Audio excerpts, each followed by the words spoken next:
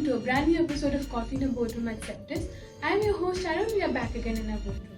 Today, I am sitting with our beloved CEO and founder, Mr. Priyaranjan Panigrahi, and we are talking about hype. Hello, PR. Welcome again. Hey, Charu. So, PR, I was recently checking one article where I got a lot of information about enterprises using Hyperforce these days. Mm-hmm. So I thought of talking to you about it, like what exactly is Salesforce Hyperforce, and why in the first place Salesforce created it. What are the benefits that come across, be it the compliance benefits, and how is it different from the basic Salesforce infrastructure? I see. Okay. Now, if you look at, let me try to give a simple example. I'll try to cover this up, right? Then rest are the naming convention. What Salesforce is good at that.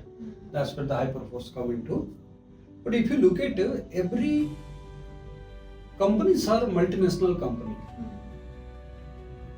At the end of the day, they do not want to create a multiple silos of data for each country. Every country of their own regulations, data residency regulation, data protection regulation, and data, whatever the data can go outside of the country. Okay. That's the regulation there. India has its own, Yeah. US, Singapore, you name it, any country that you Different have. countries. That is what companies try to create their own data center. Now for Salesforce has many data centers, but managing a data center building is not that so easy. So now Salesforce come up with a model where they are partnered with bigger players, infra players like Google, Azure, AWS. Now they decided to lift and shift their entire tech stack of Salesforce systems and going to put it into other infra. Okay. So the good part is that imagine that in India we said that our data cannot go outside. For Salesforce it's easy to take this, put it into a AWS, which are data centers, let's say in Mumbai, right? That means, and then all Indian company can be connected to that, all Indian customers Salesforce org connected to that data center. So that means your customer data, your health data, your patient data, your banking data, whatever the industry and the data that we collect, that stays within the boundary of the country. That was the whole purpose. Okay. Initially, it was not like that. It was certain global instance. Our India data is going to the APAC data center. Some of them are choosing to EU data center. Yeah. And even a US company having the offices outside, that also a kind of a bigger problem. With that one also, Hyperforce went ahead one more part. And this is also managed by Salesforce. But the first example I told you. Imagine that some really good sensitive companies or bigger company, like a bigger bank. Imagine India, right, as a bank called the State Bank of India. Yeah. How much customers they do have?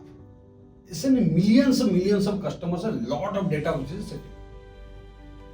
They already have a very good data center. Maybe their own, or they partnered with one of these three public. Now Hyperforce is also, another way of Hyperforce is also, if a company want the entire Salesforce stack to be deployed to the customer owned data center, which is partnered with any of these three guys, they also provide that facility as well. Understood. Because they have tested and tried to whether the stack could be Amazon, I can put it. So that means what they do in a technology we call a containerization or Dockerization. Okay. They bundle everything in a tech stack as a software stack, and then they open up infra what they are looking for and then put it. When Salesforce put it and connect it to a customer like us, we are using CRM. It is connected to one of the nearby data center, and that is not Salesforce own data center. It is AWS data center, the service is running into that. Got it. But Hyperforce data center, that what we call. The another part is some bank, some company who are okay, that's a cost required. Infra going to be managed by both, right? And that's where Salesforce can take this data and put it. Why? The benefit is complete on data security and data privacy. Okay.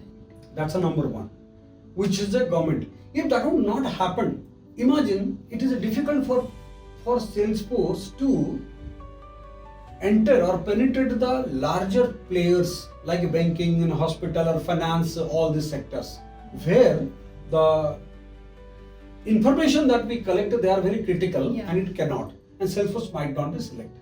For there is a competitive purpose because other players could provide this and they can get this business.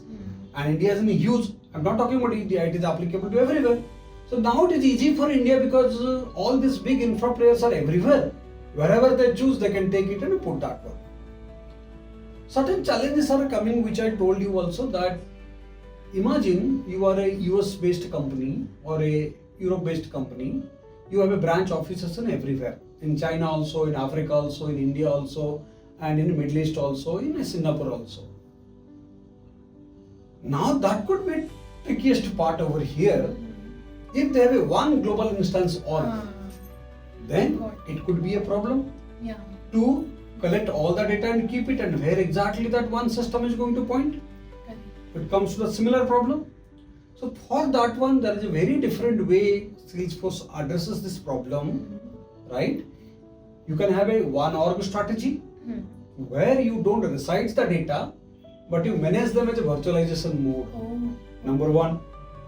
Or you have another strategy, multi-org strategy. Every geo, you try to take separate Salesforce instance, connect to their local Hyperforce instance or data center, where you get your data is located within the country, and then using this enterprise messaging hub, right? You only sync those data as and when required, or only you virtualize those data as and when required, but do not make them reside over there. So which one do you think is the better approach here? It is, we worked with the companies single org strategy. We work with some financial organizations where if it is a US data center, any other company that you work with, we are putting into a LWC or Apex, but you pull the data or through virtualization using Salesforce Connect. We are trying to do everything, but the data is not residing, but it is coming out in a Salesforce interface that they are good at this one. It's a single org strategy. Multi-org strategy, then there is integration challenges comes, you need to sync with whenever required, whatever the data you need to sync with, and then you need to have a same thing, you cannot redevelop, re-implement again and again and again. There we go with the private package concept of model, we build that entire solution, then you do a DevOps through the change and release management, you try to put the solutions in every org. Let's say you are creating something called a complaint management system. Or a issue tracking management system, or maybe ITSM solution that you are building. Then you create a software as a product or as a package, as a company. Now you deploy to every Salesforce instance in every country. Country-wise, whatever the customization required, you do that. Okay. So this is your base package, Yeah. which built on top of the native. So now any upgrade that you wanted to do as a release, this is not for selling in off exchange. This is within that, it's a nice way of doing that one. So that is what we have done. Being a PDO partner, we know the packaging beautiful or the managing the package. Otherwise, what happened? Same thing running into so many different versions and same org. Somebody creating, some local vendors are creating differently and some else are doing differently. Yeah. Rather, that does not give a good governance and a lot of support and maintenance, and we are inviting a lot of technical debt in the future. Yeah. So that is also another process. Now there are a lot more also in Hyperforce they are doing with where the agent force is coming, the data security also, because whenever shield is something which is encrypting the data at rest. Yeah. And when you encrypt anything, that is required also a key. And where those key is going to be stored, which is the main key where you can decrypt also, right? That also a facility locally that is happening into that one. These are the kind of different problems that we have solved, and that's where it opens up a lot of benefits and business for Salesforce because of the Hyperforce, and the customers also very easy. And tomorrow what happened, because now it is an public infra like Azure and AWS and Google, this can be fully managed and it can be scaled up and down as well, because they partner with somebody else. If they want more power, they can provide that more power also. And those things also, of course, that is nothing for us to worry about as a customer or partner. But this is where the good control, good performance can be given. Initially, imagine that everybody was connected to one data center. Yeah. There's a lot of load, a lot of things which is happening. Right now, when you move it to multiple data center nearby your location, it is easy. The performance wise, the limitation wise, there is a much more is a better benefit, and at the end of the day, this benefit come back to the customer. Yeah. right? That's where that they are very placed to that. Unfortunately, Priya, this is the time we have for today. Thank you so much for joining me today. The conversations that we had today were truly insightful, and thank you so much. Thank you, Charu. Bye-bye. And to the listeners, thank you so much for tuning in to Coffee in a Boardroom at CEPTES. Be sure to tune in the next time as well for such techie conversations. Until next time, this is your host Charu signing off. See you on the flip side.